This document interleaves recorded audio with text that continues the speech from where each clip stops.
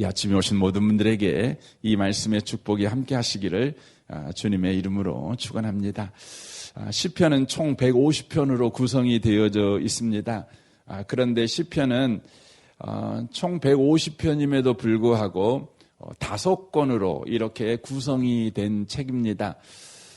그런데 그 첫 번째 책이 시편 1편부터 41편까지가 첫 번째 책입니다. 그러니까 하나의 주제를 말씀하고 있는 책이라는 의미입니다. 1편과 2편에서 이 첫 번째 해당되는 41편까지의 시편이 어떤 주제로 이 시편을 쓰고 있는지 그 주제를 명확하게 밝히고 있습니다. 그래서 시편 1편이 1절이 이렇게 시작되죠. 복 있는 사람은 악인들의 꾀를 따르지 아니하며 죄인들의 길에 서지 아니하며 오만한 자들의 자리에 앉지 아니하고 오직 여호와의 율법을 즐거워하는 자로다라고 말합니다. 그러니까 복 있는 사람은 그게 첫 번째 시편에 해당되는 바로 시편의 주제라는 것이죠. 그래서 2절에도 2편에도 말하지요. 여호와께 피하는 모든 사람은 다 복이 있도다 하고 시편 2편 12절에서 말하고 있습니다.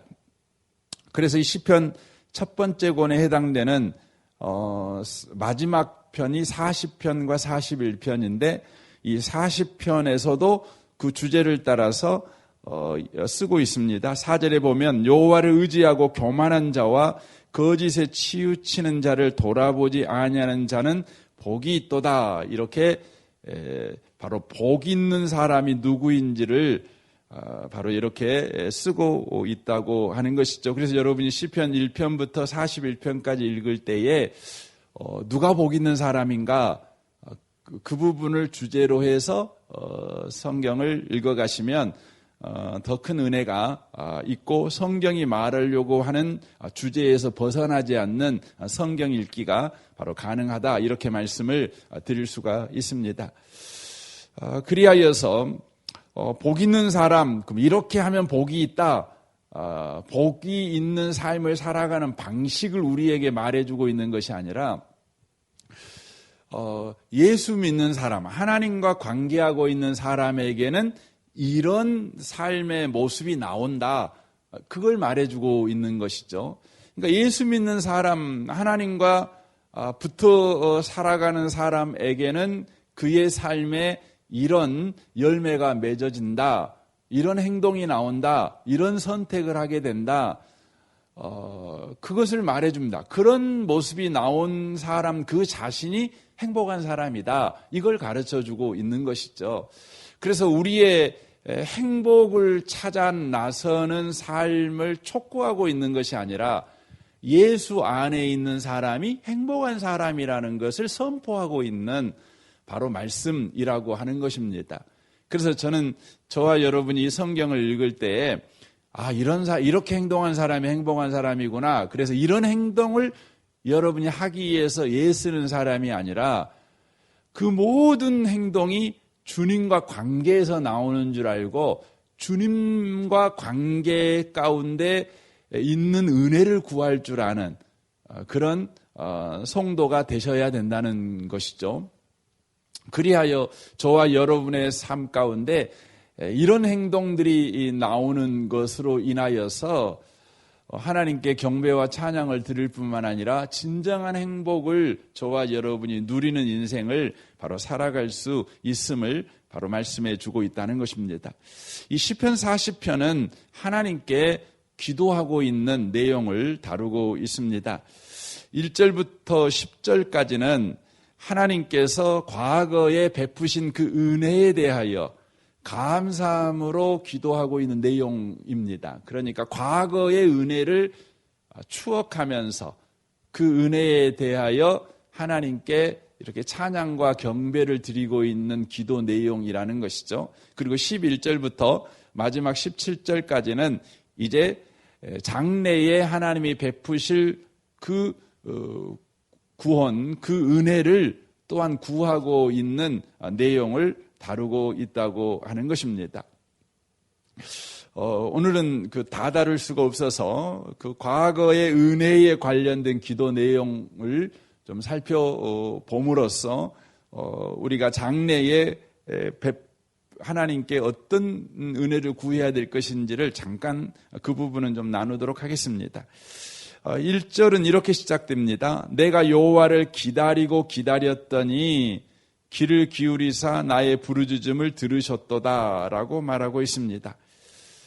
기다리고 기다렸더니 우리나라 문법으로는 내가가 먼저 나오지만 히브리 문법으로 보면 기다리고 기다렸다가 먼저 나옵니다. 기다리고 기다렸습니다. 이것은 반복하고 있는 내용인 것을 봅니다. 바로 이 시편 기자인 다윗이 하나님을 기다렸다, 간절히 기다렸다 이렇게 되어 있습니다. 이것은 다윗이 기다렸다는 의지를 사용한 내용을 다루고 있는 것이 아닙니다. 나는 기다렸다. 나는 기다리려고 결단했고 결심했고 그 결심한 바를 지키기 위해서 의지를 사용해서 나는 기다리고 기다렸다. 이런 이야기가 아닙니다. 어떤 이야기냐면 자기는 하나님을 기다릴 수밖에 없는 상황 가운데 처해 있었다. 이걸 이야기를 하는 것입니다. 여러분 누가 기다립니까? 의지가 강한 사람이 기다릴까요? 그런 것 같습니다. 그런데요, 누가 기다리냐면 끝까지 기다릴 수 있냐면 기다릴 수밖에 없는 상황 가운데 있는 사람이 끝까지 기다립니다. 그걸 보여주는 것입니다. 우리는 하나님과 관계에서 우리의 의지를 사용하려고 할 때가 되게 많습니다. 그런데요, 하나님과 관계에서는 하나님이 하신 일에 대하여 반응하는 것이 중요합니다. 이게 무슨 표현입니까? 기다릴 수밖에 없는 상황에 나를 두셨다면 기다리는 것입니다. 이걸 말하는 것입니다. 우리는 기다리라고 하는 상황을 하나님이 주셨을 때 안 기다립니다. 왜 그럴까요? 내 생각이 많기 때문에 그렇습니다. 기다리는 상황 가운데 하나님이 두셨다면 하나님의 높은 뜻이 있으셔서 나를 그런 상황에 두셨다고 생각하고 기다려야 되는 것입니다. 기다려야 되는 것입니다. 다윗은 지금 기다릴 수밖에 없는, 기다리고 기다릴 수밖에 없는 상황 가운데 처해 있기 때문에 그가 기다리고 있습니다. 어떤 상황입니까? 2절 보십시오. 나를 기가 막힌 웅덩이와 수렁에라고 말합니다. 기가 막힌 웅덩이와 수렁 이렇게 되어 있습니다. 여기에 기가 막힌 웅덩이라는 말은 파멸의 웅덩이라는 말입니다. 실패의 웅덩이, 멸망의 웅덩이라는 것이죠. 죽음의 웅덩이입니다. 그러니까 웅덩이 자체가 그 목적이 뭐냐면 파멸을 위해서 웅덩이가 있는 겁니다. 멸망을 위해서 웅덩이가 있고 죽이기 위해서 있는 웅덩이라는 의미입니다. 그리고 수렁입니다. 이 수렁은 지능이 가득한 늪을 말하고 있습니다. 그러니까 파멸을 목적으로 한 웅덩이인데 그 웅덩이가 수렁입니다. 여러분 그런 웅덩이에 빠지면 어떻게 해야 되죠? 살라고 이렇게 움직이면 더 들어가는 것이죠. 우리 영화나 이런 거 보면 그러잖아요. 거기서 할 수 있는 최선의 것은 뭐냐면 가만히 있는 겁니다. 기다리는 것입니다. 밖에서 도움의 밧줄이 던져질 때까지 기다리는 방법밖에 없는 것입니다. 그러므로 다윗이 인내가 있어서 기다린 것이 아니라 안 기다리면 죽습니다. 그러니까 기다린 겁니다. 기다리는 것입니다. 예레미야 선지자가 예레미야 38장 6절에 보면 그런 상황 가운데 있음을 고백합니다. 그들이 예레미야를 끌어다가 감옥들에 있는 왕의 아들 말기야의 구덩이에 던져 넣을 때 예레미야를 줄로 달아내렸는데 그 구덩이에는 물이 없고 진창뿐이었으므로 에레미야가 진창 속에 빠졌더라 그렇게 되어 있습니다. 진창 속에, 진흙이 가득한 늪 속에 에레미야가 빠져 있었다고 하는 것이죠. 그러므로 그를 건질 수 있는 것은 에레미야의 의지가 아닙니다. 에레미야의 발부둥이 아닙니다. 외부로부터 밧줄이 내려와야만, 구원이 임해야만 살아날 수 있는 것입니다. 이 아침에 오신 복 있는 성도 여러분, 세상은 우리에게 의지를 동원하라고 그럽니다. 그런데요, 우리의 삶에 수용하는 것이 필요할 때가 있습니다. 인정해야 되는 겁니다. 기다린다고 하는 건 인정하는 거죠. 수용하는 것입니다. 그 상황을 모면하기 위해서 뭔가를 하지 않는 것입니다. 그 상황이 그런 상황이라는 것을 받아들이는 것입니다. 그 상황을 받아들일 수 없다는 것은 결국은 내 힘을 써야 된다는 것이고, 내 방법을 써야 된다는 것이고, 내 힘을 써야 된다는 것입니다. 내 의지를 써야 된다는 것입니다. 내 깨를 써야 된다는 것이죠. 우리는 그렇게 살아갑니다. 그렇게 살아갈 때가 많지요. 하지만 예수 믿는 사람들은 하나님을 믿습니다. 하나님이 생사화복을 주장한다는 걸 믿습니다. 그 상황이 우리를 죽이지 못한다는 걸 믿습니다. 다만 하나님께서 그런 상황 가운데 우리를 두셨다면 하나님이 하실 높은 뜻, 하나님이 하실 계획이 있다는 것을 우리는 받아들입니다. 그래서 우리가 해야 될 일은 그곳에서 우리의 깨를 쓰는 것이 아닙니다. 뭐 하는 것일까요? 1절에 그렇게 되죠.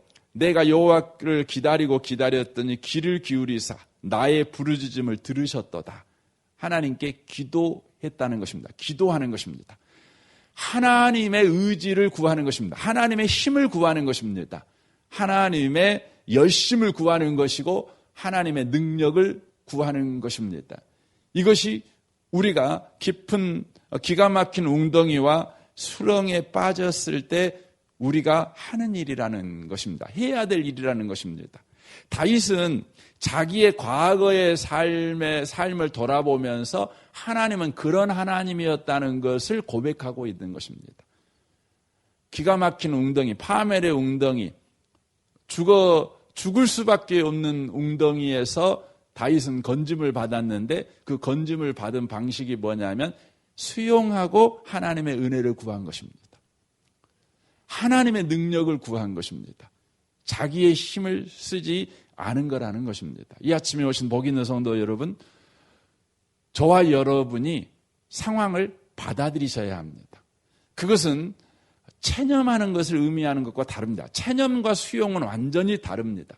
체념이라는 건 포기하는 것이죠. 그냥 그렇게 그냥 살아가는 것입니다. 그런데 그리스도인들은 체념하지 않습니다. 어떤 경우에도 그리스도인들은 낙심하지 않습니다. 왜냐하면 우리는 기도할 수 있기 때문에 그렇습니다. 우리에게는 응답하시는 하나님이 계시기 때문에 그렇습니다. 체념한 사람들은 어떻게 인생을 살아갑니까? 둘 중에 하나입니다. 인생을 막 삽니다. 그리고 또 하나는 인생을 안 살아버립니다. 이게 체념한 사람들의 행동입니다. 될 대로 되라지 하고 막 살아버립니다. 그리고는 아예 안 살아버립니다. 움직이지를 않습니다. 그냥 인생 이래도 저래도 망할 것 하고 안 움직여봅니다. 이게 우울이죠. 그래서 인생은 어떻게 생각하면 조울증 걸린 사람과 같이 살아갈 수밖에 없습니다. 갑자기 그냥 미친 사람같이 기뻐하고 갑자기 또 미친 사람처럼 우울해하고 감정 조절이 안 되는 것입니다. 그렇게 살아갈 수밖에 없습니다. 그런데 예수 믿는 우리는 모든 상황의 주도권을 하나님이 가지고 있다는 걸 압니다. 그리고 그 모든 상황을 가지고 하나님은 높은 뜻을 우리의 삶에 이루시는 하나님이라는 걸 우리가 믿습니다. 그래서 우리는 그 상황을 받아들인다는 것은 그 상황을 통해서 일하시는 하나님을 우리는 받아들인다는 것입니다. 그리고 우리는 하나님께 기도합니다. 하늘에서 이룬 뜻이 오늘 우리에게도 이루어지게 하여 주십시오. 하나님의 크신 일이 우리 가운데 이루어지게 하십시오라고 우리가 하나님께 기도한다는 것입니다. 이 아침에 오신 복 있는 성도 여러분, 저와 여러분은 기도할 수 있음을 놓치지 마시기를 바랍니다. 우리는 기도할 바로 하나님의 자녀일 뿐만 아니라 기도할 대상인 하나님이 우리 가운데 계신 존재인 것을 우리가 놓치면 안 된다고 하는 것입니다. 우리의 삶에는 기가 막힌 웅덩이가 있지요. 수렁이 있지요. 다윗의 경험을 비추어 보면 몇 가지 수렁이 있었는데 그 대표적인 것이 제의 수렁이었습니다. 제의 웅덩이였습니다. 다윗이 밧세바를 범하고 우리아를 죽인 후 그는 적어도 1년 넘는 시간 동안 제의 웅덩이 가운데서 그는 살았습니다. 웅덩이 가운데 살았습니다. 자신이 어떤 죄를 지었는지도 모르고 죄와 짝하면서 그렇게 허우적거리고 살았습니다. 그런 곳 가운데 우리가 있을 때가 있는 것 아니겠습니까? 다윗은 그 죄의 웅덩이에서 빠져나오기 위해서 몸부림을 치면 칠수록 못 받게 할 수 없었냐면 더 큰 죄를 지을 수밖에 없었습니다.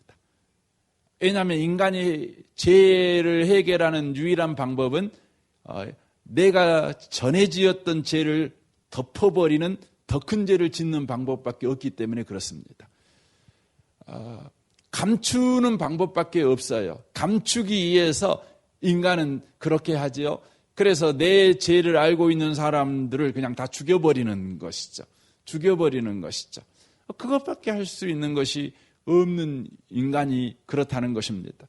또한 다윗은 이 전쟁의 웅덩이 가운데 있었습니다. 특별히 우리가 잘 아는 사울과의 전쟁, 이건 일방적인 전쟁 아니겠습니까? 끝도 갓도 없이 사울에게 쫓겨가는 그 전쟁을 다윗이 했습니다. 자기의 어떤 힘도 어떤 방법도 무력한 그런 상황 가운데 다윗이 쫓겨갔습니다. 우리도 우리의 인생에서 그럴 때 있지 않겠습니까? 답이 없는 것이죠. 계속해서 할 수 있는 건 도망가는 것밖에 할 수 없는, 계속 할 수 있는 건 숨어버리는 것밖에 할 수 없는 그런 상황 가운데 처해 있을 때가 있습니다. 다윗은 그런 상황 가운데 놓이게 된 것입니다. 그런 상황 가운데서 어떻게 했습니까? 할 수 있는 것이 다윗이 의지를 사용해서 기다리는 것이 아닙니다. 기다릴 수밖에 없어서 기다리는 것입니다. 우리는 성경을 보면 정말 그렇습니다. 기다릴 수밖에 없어서 기다리는 것입니다. 여러분의 삶에 지금 기다릴 수밖에 없어서 기다리는 경우 있죠? 그러면 기다리십시오. 그리고 기도하십시오. 기도하십시오. 그게 중요한 것입니다. 다윗이 그렇게 했습니다. 그때 하나님이 어떻게 하십니까? 2절 보십시오. 그가 나를 기가 막힌 웅덩이와 수렁에서 끌어올리시고 내 발을 반석 위에 두사 내 걸음을 견고하게 하셨도다라고 되어 있습니다. 세 가지를 하시죠. 끌어올리십니다. 그리고 반석 위에 두십니다. 그리고 내 걸음을 견고하게 하십니다. 마른 땅을 바로 걷게 하셨다라고 말씀하고 있습니다. 이로 인하여서 3절 보십시오. 새 노래 곧 우리 하나님께 올릴 찬송을 내 입에 두셨으니 많은 사람들이 보고 두려워하여 여호와를 의지하리로다라고 말합니다. 이로 인하여서 어떻게 됩니까? 내가 참된 예배자가 됩니다. 여기에 보면 노래를 하나님이 우리의 입술에 두셨다. 그럽니다. 예배자가 됩니다. 예배는 은혜입니다. 두셨다는 표현을 통해서 우리에게 찬송이 자발적으로 나온 것이 아니라 하나님이 우리에게 찬송을 붙여주셨다. 이걸 이야기해주고 있습니다. 그러므로 여러분과 제가 예배한다는 것, 찬송한다는 것은 명예입니다. 그것 자체가 복인 것입니다. 예배를 통해서 복 받으려고 하지 마시고요. 예배 그 자체가 복이라는 것을 저와 여러분이 경험하는 예배를 여러분 누려봐야 합니다. 예배가 그 자체가 복이구나. 예배 그 자체가 그리스도인의 영광이구나. 예배 그 자체가 그리스도인의 품이구나. 이걸 저와 여러분이 누려가셔야 합니다. 그것은 언제 가능하냐면 바로 기가 막힌 웅덩이와 수렁 가운데서 기다릴 수밖에 없는 상황. 비참할 수 있죠. 나는 기다릴 수밖에 없어요. 내가 할 수 있는 게 없으니까. 그런데 그리스도인으로서 나에게는 아버지가 있고 나는 그분의 자녀이니 나는 기도할 수 있어요. 그래서 다만 하나님께 기도했어요. 그때 우리 하나님께서 나를 끌어올리시고 반석 위에 두시고 내 걸음을 견고하게 하시는 은혜를 누립니다. 나는 찬송할 이유가 있습니다. 찬송할 가사를 갖게 된 것입니다. 하나님이 내 입술에 그걸 두신 것입니다. 나는 예배합니다. 예배합니다. 예배할 수 있는 이 은혜, 예배할 수 있는 이 명예를 우리가 누립니다. 그때요, 우리 예배하는 모습을 우리의 주변 사람들이 봅니다. 불신자들이 봅니다. 불신자들이 보면서 어떻게 합니까? 하나님을 두려워합니다. 여기서 두려워한다는 건 무서워한다는 말이 아니라 하나님을 그들도 경외하게 된다는 것입니다. 하나님이 계시구나. 하나님이 계시구나. 우리 한국교회의 예배가 지금 어떻게 돼버렸습니까? 한국교회 예배가 도구화돼 버렸습니다. 예배를 통해서 은혜를 받으려고 목표를 둡니다. 그런데 현재 우리 한국교회 예배가 힘이 없어요. 코로나도 못 지키는 예배가 돼버렸어요. 예배 때 와갖고 코로나 걸리고 막 그러지 않습니까? 그럼으로 인하여서 안 믿는 사람들이 뭐하려고 예배드리냐. 네 하나님은 없다. 그럽니다. 저도 신문 보면서 또 인터넷에서 이 교회에 관련해서 코로나 확진자가 나오면 정말 늘 놀랍니다. 늘 무섭고 그냥 신문 안 보려고 막 합니다. 그러다가 한 번씩 밑에 댓글을 이렇게 보고 막 그러면 정말 낙심될 때가 많습니다. 정말 하나님 앞에 제가 기도할 때 정말 하나님이 어디 있느냐, 하나님이 어디 있느냐 세상 사람들이 말하는 것 때문에 낙심돼가지고 하나님 앞에 내가 어떻게 합니까, 하나님? 하나님 정말 죽어버렸습니까? 없으십니까? 막 그렇게 할 때가 있습니다. 근데 왜 한국교회 예배가 이렇게 돼버렸을까? 그것은 예배를 통해서 은혜를 받으려고 하는 예배가 돼버렸어요. 예배는 예배 그 자체가 영광입니다. 그러니까 우리의 삶에서 끊임없이 예배의 이유, 예배의 은혜를 우리가 누리고 와서 예배드리는 것이죠. 그러니까 은혜 받은 사람들의 모임이 예배거든요. 구원받은 사람들의 그 찬양이 예배 찬양이거든요. 그런데 꼭 불교 같아요. 여러분, 불교는 구원받은 사람들이 절간에 가는 것이 아니라 구원을 받으려고 절간에 가요. 그러지 않습니까? 응답받으려고 절간에 가거든요. 근데 여러분, 예배당은 뭐 하러 옵니까?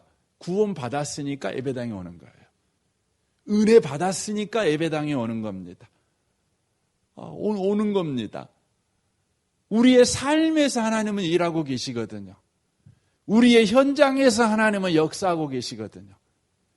그리스도인들이 예배당에서만 기도해요. 예배당에 와서 기도해야지요. 중요합니다.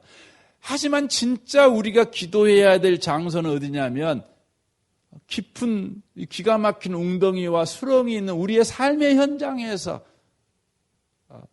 기도하는 것이죠. 중요합니다. 우리의 직장에서, 가정에서, 거기에서 건져주시는 주님을 우리는 경험해야 합니다. 그 하나님의 은혜 때문에 찬송을 안 할 수가 없는 것입니다. 예배를 안 할 수가 없는 것입니다. 우리 하나님은 오늘 우리의 삶에서 이렇게 일하시는 하나님이십니다. 여러분, 오늘 하루 이 예배당 밖에 나가시면 여러분의 삶의 현장이 구원의 현장임을 기억하셔야 합니다. 은혜의 현장임을 기억하셔야 합니다. 오늘 여러분의 가정이 바로 하나님을 이번 주일에 예배당에 모여서 예배할 바로 찬양 가사를 여러분이 바로 만나게 되는 현장임을 놓치면 안 됩니다.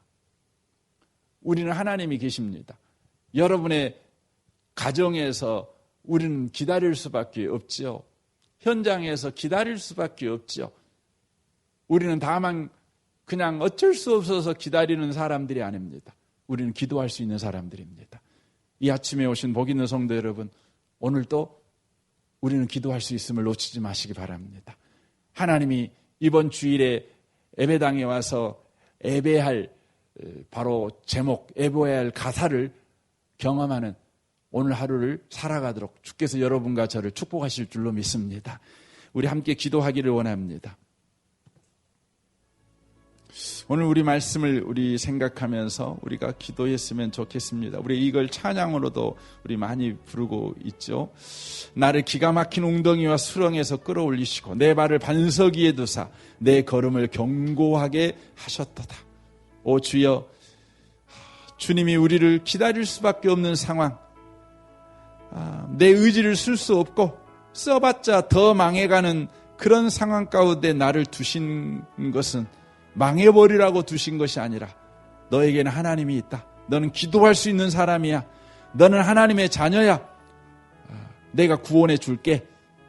하나님의 높은 뜻을 우리의 삶에, 하나님의 그 하나님 되심을 우리 가운데 드러내기 위해서임을 주여 놓치지 않고, 우리의 삶의 현장이 구원의 현장이요 은혜의 현장임을 오늘도 경험하게 하여 주옵소서. 우리 성도들을 위해서도 기도해 주시고, 이 나라 이 민족을 위해서 기도해 주시고, 북한과 열방과 선교사님을 위해서도 여러분 기도해 주시면 좋겠습니다. 우리 좋으신 주님께 우리 통성으로 이 아침에 기도하기를 원합니다. 기도하겠습니다. 오 살아계신 하나님,